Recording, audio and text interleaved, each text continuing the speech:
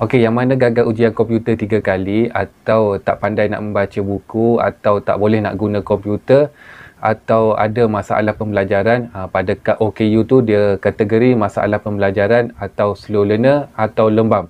Okey, bolehlah tengok video ni sampai habis macam mana nak dapatkan lesen memandu.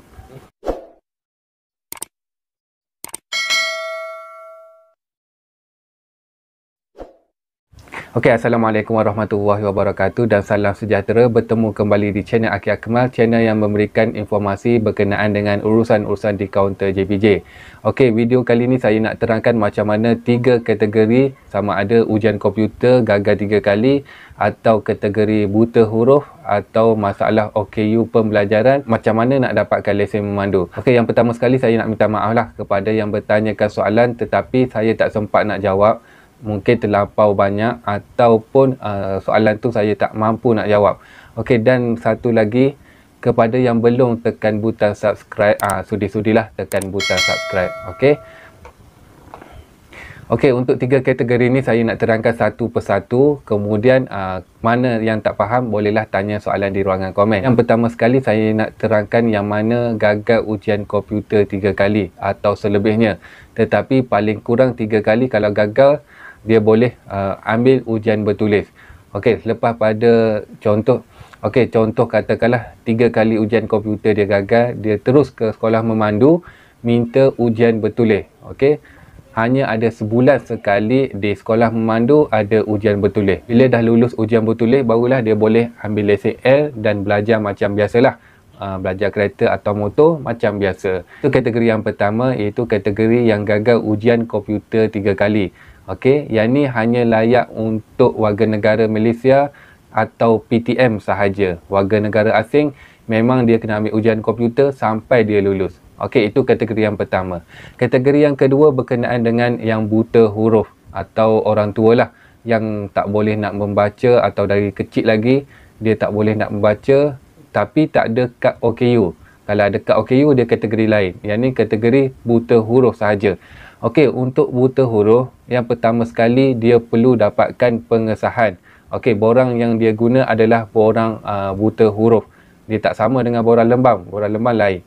Borang buta huruf ni dapatkan pengesahan daripada pegawai atasan lah. Contohnya guru besar, pengetua sekolah atau pegawai grade A. Okey, bila dah dapat pengesahan tu, pergi ke JPJ untuk dapatkan tarikh untuk buat tapisan. Dia sama saja dengan golongan lembam ni, cumanya dia borang lain dan dapat pengesahan pun daripada pegawai lain. Okey, bila JPJ dah bagi tarikh untuk buat tapisan, so kena pergilah. Okey, itu jalan step dia. Mula-mula dapat pengesahan dulu, kemudian pergi JPJ.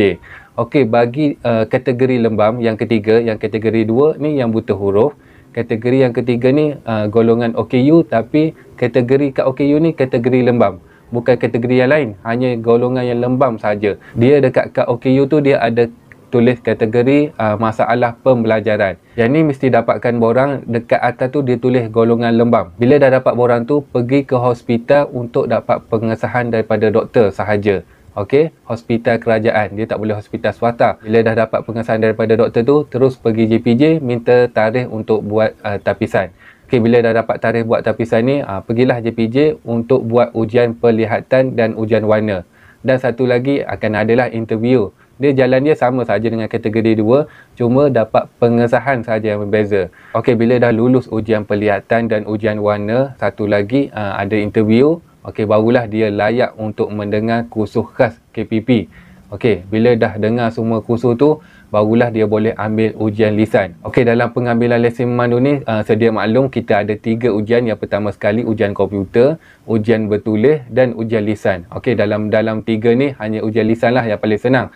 Okey, ujian bertulis ni yang gagal 3 kali. Dalam ujian komputer ni kira macam expert lah. Okey, bila dah gagal ujian komputer 3 kali, dia boleh ambil ujian bertulis. Ujian lisan ni hanya untuk 2 kategori ni lah. Kategori OKU lembam dan buta huruf sahaja. Okey, bila dah lulus ujian lisan tu, barulah dia boleh ambil lesen macam biasa. Mula-mula ambil lesen L, kemudian belajar macam biasa, kemudian test, barulah dapat lesen P. Itu sahaja jalan cerita dia macam mana golongan OKU lembam atau golongan buta huruf nak ambil lesen memandu. Okey, untuk makluman juga, sesiapa yang nak ambil ujian lisan ni, dia ada syarat dia. Syarat dia ialah mesti tak pernah ambil ujian komputer. Okey, bila dah ambil ujian komputer, katakanlah gagal 10 kali, tiba-tiba dia nak ambil ujian lisan, memang tak boleh.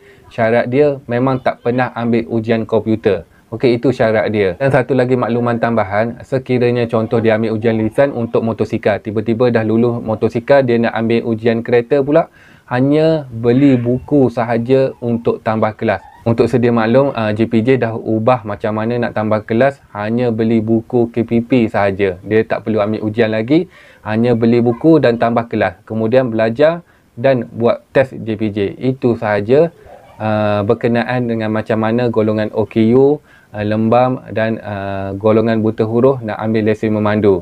Okey, saya fokus kepada kategori yang kedua dan ketiga saja. Sebab kategori yang pertama ni senang saja. Bila dah gagal ujian komputer 3 kali, terus pergi sekolah memandu, ambil ujian bertulis. Okey, itu sahaja. Itu sahaja perkongsian video kali ini macam mana nak ambil lesen memandu bagi kategori OKU lembam dan buta huruf. Sekiranya ada persoalan, bolehlah tanya di ruangan komen. Assalamualaikum warahmatullahi wabarakatuh. Bertemu lagi di video akan datang.